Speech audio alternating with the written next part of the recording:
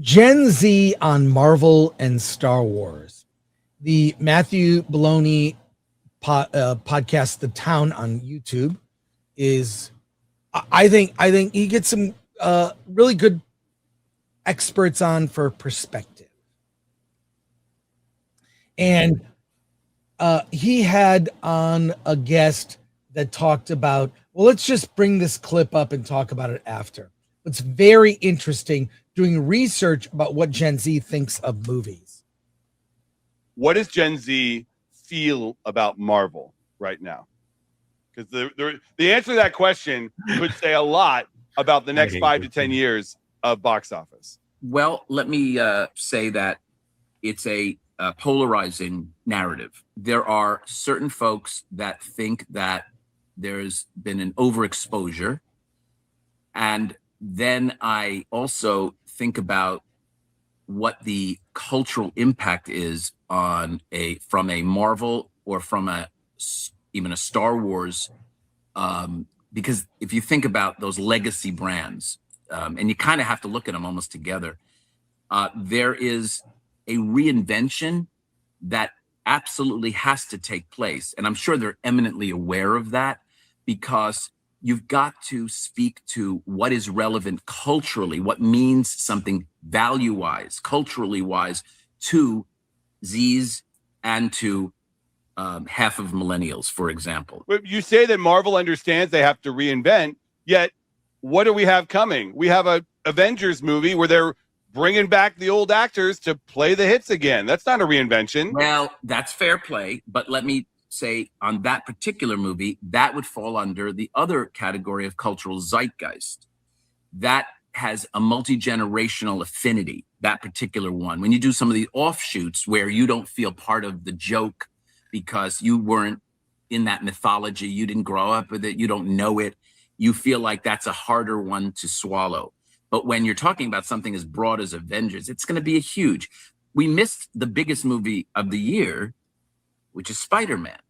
Now, Spider-Man is going to be massive. It's going to be massive because it falls under that cultural zeitgeist. Younger Zs, and of course, every single generation love the property. Yeah, that's why I think you're kind of wrong about the equating Marvel to Star Wars.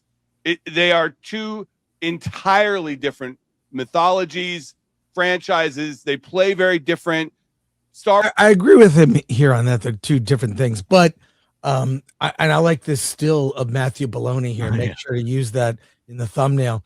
But he's looking at this from a business standpoint. And what's unsurprising by this interview here is that they're saying the same things we have been saying for years. They're just now catching up and noticing. What they've noticed is this: Gen Z has different taste. Gen Z want their own stories, not their dad's or grandpa's stories in some case, right? So Star Wars and Marvel, a lot of them maybe grew up with Marvel, but like Pogs, there's a limit. Let's watch the rest and then we'll comment on it. I have something to share with you, Alan. Star Wars is based on these iconic movies that are the kind of Rosetta Stone of the franchise. Marvel has thousands of characters, and there are marquee characters, but it can, in my opinion, be reinvented. Star Wars is much tougher. Well, I'm not saying it's tougher or not tougher. I'm saying that both are legacy brands that have mythologies. Mm-hmm. And so that's why I'm not wrong. What I'm trying to express is that both have to find ways in. Look, when I say this because it's been my books and so forth. When Barbie came out, when Barbie was not Barbie, I did a massive IP test for Mattel, and basically, I'm going to be honest with you. I told Robbie Brenner, the head of the motion picture and television division at Mattel, to run. And she said, "Kevin, I can't run. This is our biggest property." I said, "Well, it's already gone through a couple of iterations. It's not worked. Unless you reinvent the DNA, which I don't think I've ever seen, you're not going to be successful." And guess what? They reinvented the DNA. So they found a way in. Matt, when I tell you that nobody wanted to see that just based on the idea of it being a movie, like I would be understating, right? That. Box office poison. So you think Star Wars needs to be Barbieized? Correct. They have to find the coolness to those properties yet again for the new generation. Well, they literally went and got Ken and put him in a Star Wars movie, and we get it next summer with Starfighter. Oh well, my God. From your mouth to God's ears. Oh my God. This is why Hollywood would fail. They've learned the wrong lesson. Exactly. So wait, Look, this is founder and CEO of Screen Engine, Kevin Getz. Yeah. No, Hollywood, Marvel is doomed, and Star Wars is doomed if they take this advice. Look, we're talking Gen Z. My daughter is on the trail end of Gen Z. And guess what? Her first love of genre films was Avengers, was the original Iron Man, Thor, the Avengers. She's Gen Z. For some reason, these legacy characters that really didn't change from their origins,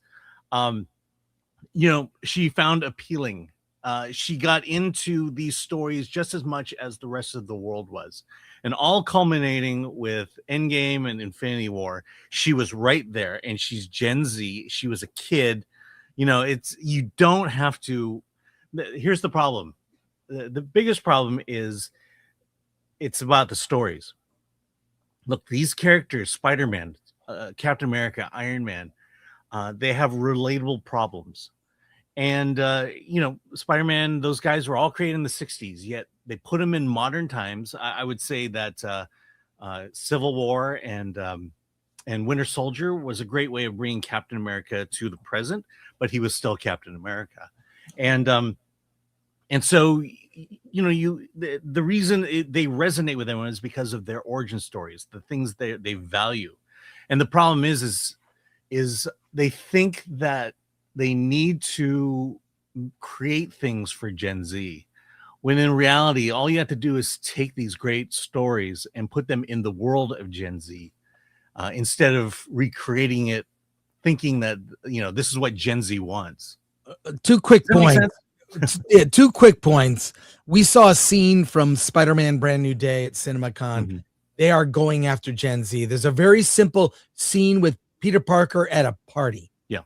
And it's just kids being kids talking to each other. Relatable. Yeah. And Spider-Man will not only be one of the biggest movies of the year, Brand New Day, but could outgross Doomsday. But let me explain to you in a photo, which I found on Nerd Cookies, shout out to her, on her feed that she posted. This is the problem. This is the Marvel universe.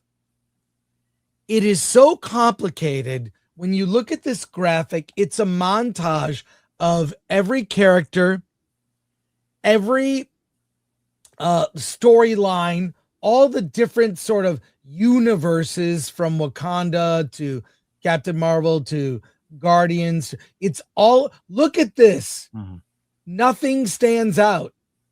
It's a mishmash of, and this is times when I have actually checked out of comic books, is it gets too, wait a sec, I have to read this, or this thing happened in a comic that I don't read on the regular, but it's important to the comic I am reading. So I didn't read that one issue of this character because I only read, say, Batman or whatever, but this happened in Supergirl comic. Do I need to know that? And so this is this thing that looks, all the characters exploded onto a montage. This is why things are the mess that they are. And Doomsday is going to attempt to solve this and kill off half the character. I mean, what are we even doing? Look at this, Alan. Do you know every story? Can you remember every post-credit scene that relates? I mean, a lot of people post Endgame have not kept up. So that's that graphic. I saw that and I'm like, oh, this is why in a picture, this is why things are a mess at Marvel. I don't think Star Wars can be saved either, because I think it was always about But, Han and but Leia. the problem with Star Wars is they destroyed Star Wars. They made it inaccessible with the sequels. Right. And to your point here, look, I think you can have. I think you could have gone with the slate of. Oh, let's assume we're going to go with the slate of those movies that came out. The problem is they never really got to the heart of those characters. They were just characters and heroes that they thought Gen Z would relate to, like Ms. Marvel. Of course, she's a teen and she's Muslim. Of course, yeah, Gen Z will love that. Moon Knight. We don't need to go back to the original Moon Knight story and his motivations and his origin. No, because Gen Z is all about mental health. So let's create a hero that deals with mental health, because Gen Z will love that. And this is the problem, is they don't understand Gen Z. They create things thinking that Gen Z will love this and not realizing that they just want good stories, and you don't have to change things a whole lot to get good stories. I would say this, I'll end on this, is I don't think they just want good stories. They want their own stories. The people who can make the better stories for Gen Z are Gen Z. And we saw that with Obsession and Backrooms.